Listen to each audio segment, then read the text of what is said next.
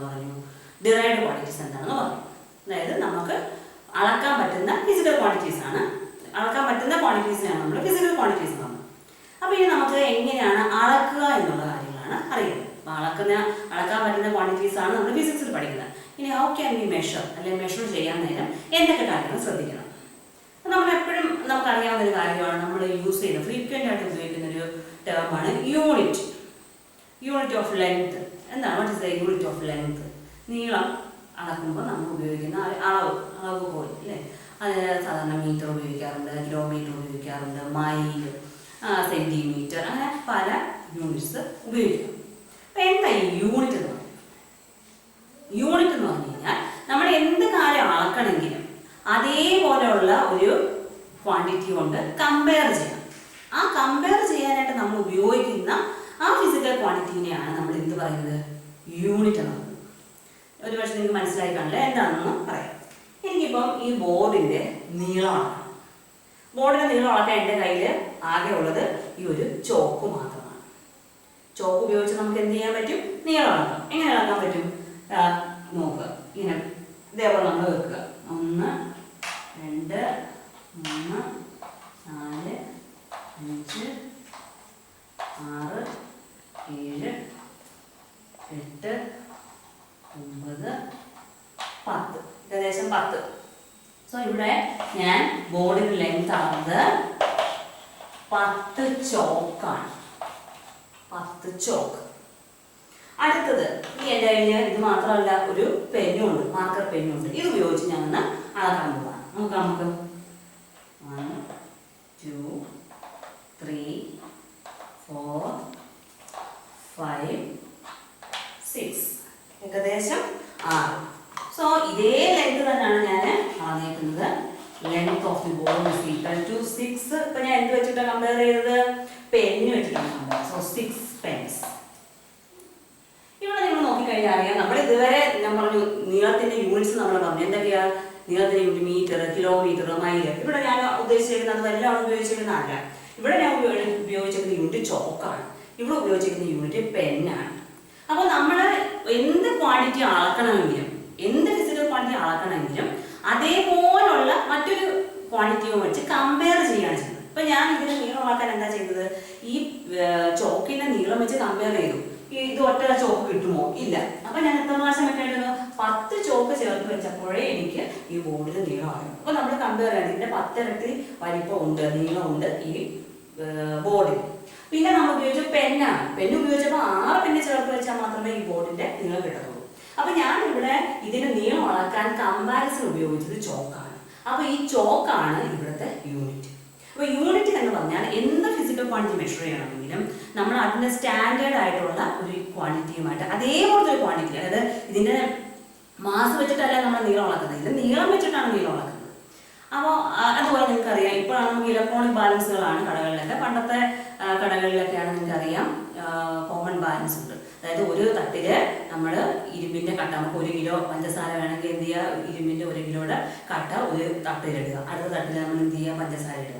രണ്ടും ഒരേ ലെവലിൽ നിൽക്കുമ്പോൾ നമ്മൾ പറയും ഇവിടെ 1 കിലോ, ഇപ്പുറത്തും 1 കിലോ. അങ്ങനെയാണ് നമ്മൾ അളന്നെടുക്കുന്നത്. അവിടെ നമുക്കറിയാം 1 കിലോ കിട്ടണമെങ്കിൽ നമ്മൾ എന്ത് ചെയ്യുന്നു? 1 കിലോ ആയിട്ടാണ് കമ്പയർ ചെയ്യുന്നത്. ഇനി നിങ്ങൾക്ക് 1 കിലോയുടെ കട്ട ഇല്ല, 1 കിലോയുടെ വേറെ ഒരു പാക്കറ്റ് ഇപ്പോണ്ടെന്ന് വെച്ചാൽ അത് വെച്ച് നമുക്ക് കമ്പയർ ചെയ്യാം. സോ കമ്പയർ ചെയ്യാനായിട്ട് നമ്മൾ ഉപയോഗിക്കുന്ന ഫിസിക്കൽ ക്വാണ്ടിറ്റി ഏതാണോ ആ ഫിസിക്കൽ ക്വാണ്ടിറ്റിക്കാണ് നമ്മൾ എന്ത് പേര് പറയുന്നത്?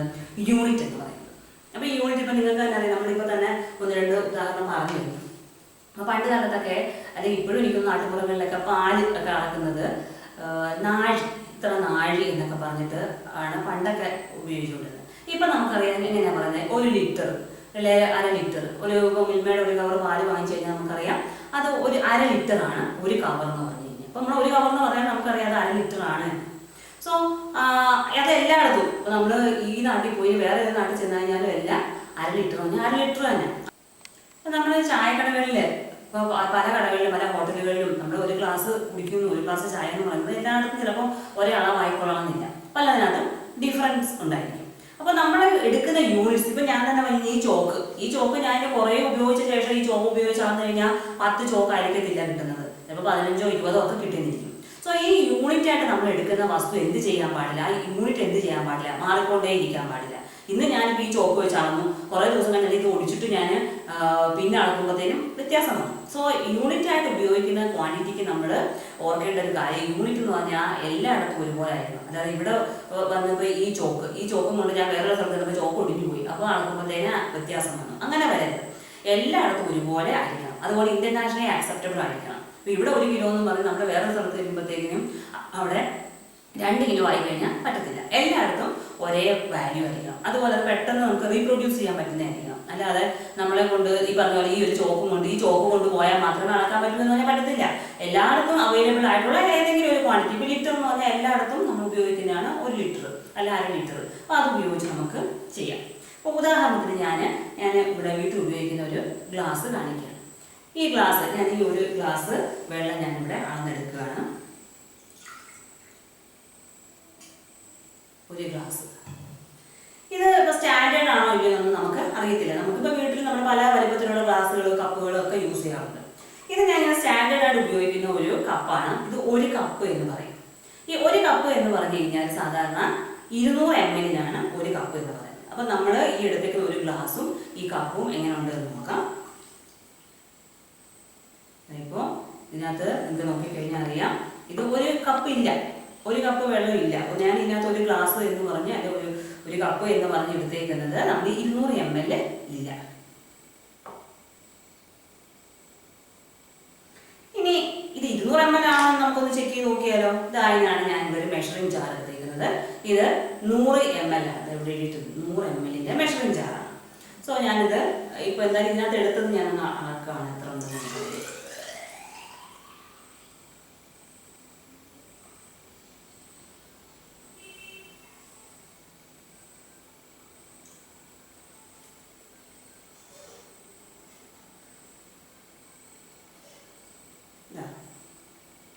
ഇത് 100 ml കഴിഞ്ഞിട്ടുണ്ട്. അപ്പോൾ ഇത് 1/2 കപ്പും അല്ല.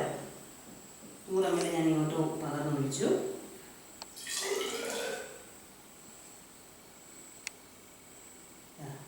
മുപ്പത് കഴിഞ്ഞിട്ട് ഇപ്പോൾ 131 ml ആണ് ഞാൻ ഈ എടുത്തേക്കുന്ന ഒരു ഗ്ലാസ് എന്ന് പറഞ്ഞത്.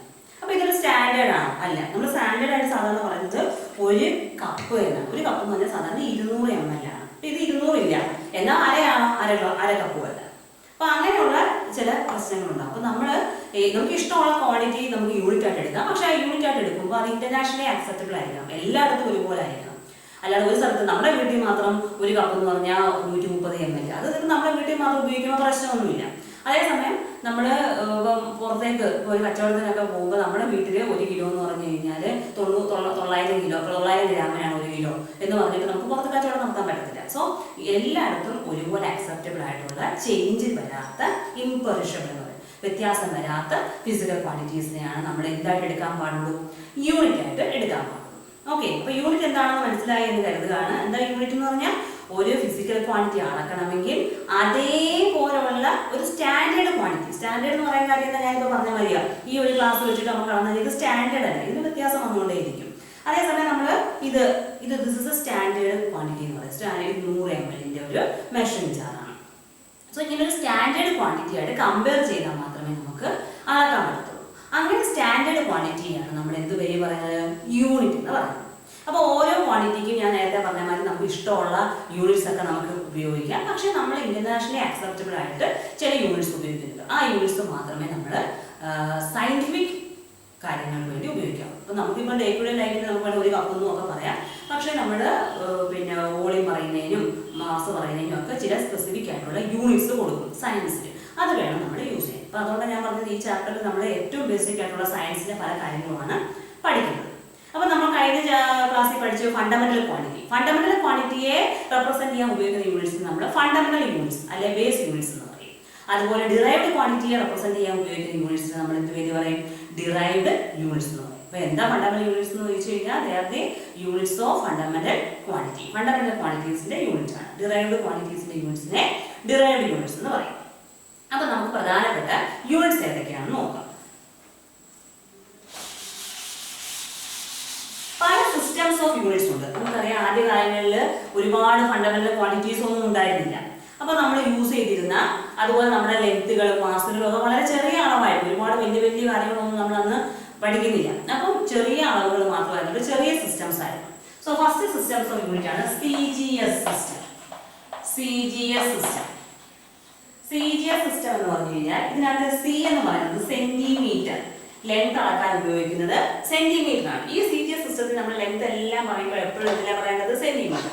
അടുത്ത G എന്ന് പറഞ്ഞു കഴിഞ്ഞാൽ എന്താണ്? ഗ്രാം. ഗ്രാം എന്തിനാ ഉപയോഗിക്കുന്നത്? മാസ് അളക്കാനാണ് ഉപയോഗിക്കുന്നു. അതുപോലെ സെക്കൻഡ് ആണ് എന്തളക്കാൻ ഉപയോഗിക്കുന്നത്? ടൈം അളക്കാൻ ഉപയോഗിക്കുന്നത്. സോ അങ്ങനെയുള്ള സിസ്റ്റംസ് ഓഫ് യൂണിറ്റ് എന്ന് പറയുന്നത് CGS സിസ്റ്റം. CGSനകത്ത് second is used for measuring time, and gram is used for measuring mass, and centimeter is used for measuring length. ഇങ്ങനെയുള്ള സിസ്റ്റംസ് ഓഫ് യൂണിറ്റിനാണ് എന്ത് പേര് പറയുന്നത്? CGS system. പിന്നെ കുറച്ചും കൂടെ ആയി കഴിഞ്ഞപ്പോഴത്തേക്കിനും വന്ന വേറൊരു സിസ്റ്റമാണ് FPS system. FPS system. FPS system എന്ന് പറഞ്ഞാൽ ഫുട്ട് പൗണ്ട് സെക്കൻഡ് സിസ്റ്റം എന്നാണ്. Foot pound second system. Foot pound second system. അപ്പം നിങ്ങൾക്ക് തന്നെ അറിയാവുന്നതാണ്, ഇത് ഒരു ബ്രിട്ടീഷ് സിസ്റ്റം ഓഫ് യൂണിറ്റ് ആണ്. British system.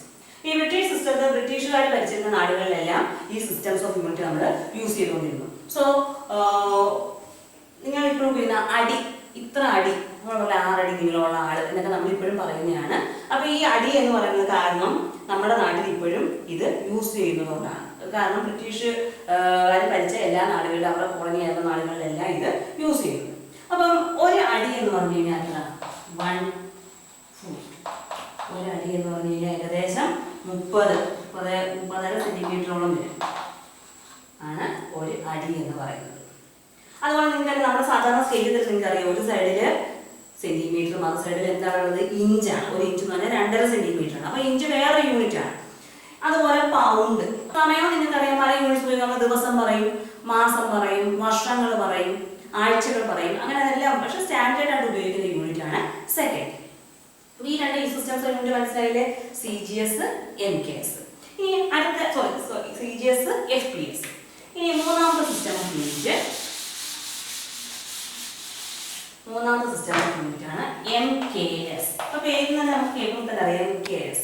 M എന്ന് പറഞ്ഞാൽ എന്തിനായിരിക്കും? ഇതുവരെ പറഞ്ഞല്ല, ഫസ്റ്റ് ലെറ്റർ അല്ല, ലെങ്തിനായിരുന്നു. സോ മീറ്റർ ആണ് ലെങ്ത് മെഷർ ചെയ്യാനായിട്ട് ഉപയോഗിച്ചുകൊണ്ടിരുന്നത്. Then K എന്തിനെയാണ് റെപ്രസെന്റ് ചെയ്യുന്നത്? കിലോഗ്രാം ആണ്. Kilogram is used for measuring mass, and S again S തന്നെയാണ്. Second is used for measuring time. ഇതാണ് MKS സിസ്റ്റം എന്ന് പറയുന്നത്. ഇനി ഇപ്പോൾ നമ്മൾ അറ്റ് പ്രസന്റ് നമ്മൾ ഉപയോഗിച്ചുകൊണ്ടിരിക്കുന്ന ഒരു സയന്റിഫിക് സിസ്റ്റം ഉണ്ട്, അതിനാണ് SI സിസ്റ്റം എന്ന് പറയുന്നത്. സിസ്റ്റം ഇന്റർനാഷണൽ ഡി യൂണിറ്റ് എന്ന് പറയുന്നത് SI സിസ്റ്റം. SI സിസ്റ്റം അല്ലെങ്കിൽ സിസ്റ്റം ഇന്റർനാഷണൽ ഡി യൂണിറ്റ് എന്നാണ് പറയുന്നത്. ഇതിനകത്താണ് നമ്മൾ നേരത്തെ പറഞ്ഞ 7 ഫണ്ടമെന്റൽ ക്വാണ്ടിറ്റീസിന്റെ യൂണിറ്റ് പറയുന്നത്. ഇതിനു മുന്നേ പറഞ്ഞ CGS, FPS, MKS, ഈ മൂന്നിനകത്തും 3 ഫണ്ടമെന്റൽ ക്വാണ്ടിറ്റീസ് ഉണ്ടായിരുന്നു: ലെങ്ത്, മാസ്, ടൈം. പക്ഷെ ഇപ്പൊ നമുക്കറിയാം 7 ഫണ്ടമെന്റൽ ക്വാണ്ടിറ്റീസ് ഉണ്ട്. ഈ 7 ഫണ്ടമെന്റൽ ക്വാണ്ടിറ്റീസും ഇൻക്ലൂഡ് ചെയ്തേക്കുന്ന സിസ്റ്റമാണ് ഏത്? SI system. നമ്മൾ അറിഞ്ഞിരിക്കേണ്ട കാര്യം, നമ്മൾ സയൻസുകാര് എപ്പോഴും ലാസ്റ്റ് എല്ലാ കാര്യങ്ങളും ടാബ്ലേറ്റ് ചെയ്യുകയും റെക്കോർഡ് ചെയ്യുകയും ഒക്കെ ചെയ്യേണ്ടുന്നത് ലാസ്റ്റ് എങ്ങനെയായിരിക്കണം? SI സിസ്റ്റത്തിനകത്താണ്. നമ്മുടെ മെഷർമെന്റ്സ് ഇപ്പൊ പറഞ്ഞ മാതിരി ഇവിടെ ഉള്ള മെഷർമെന്റ് തന്നെ ആയിരിക്കണം, ഇന്റർനാഷണലി അക്സെപ്റ്റബിൾ ആയിരിക്കണം. അതുകൊണ്ട് എല്ലായിടത്തും ഒരേപോലെ തന്നെ വരണം. സോ നമ്മൾ SI സിസ്റ്റത്തിൽ വേണം മെഷർമെന്റ്സ് എല്ലാം എടുക്കാം.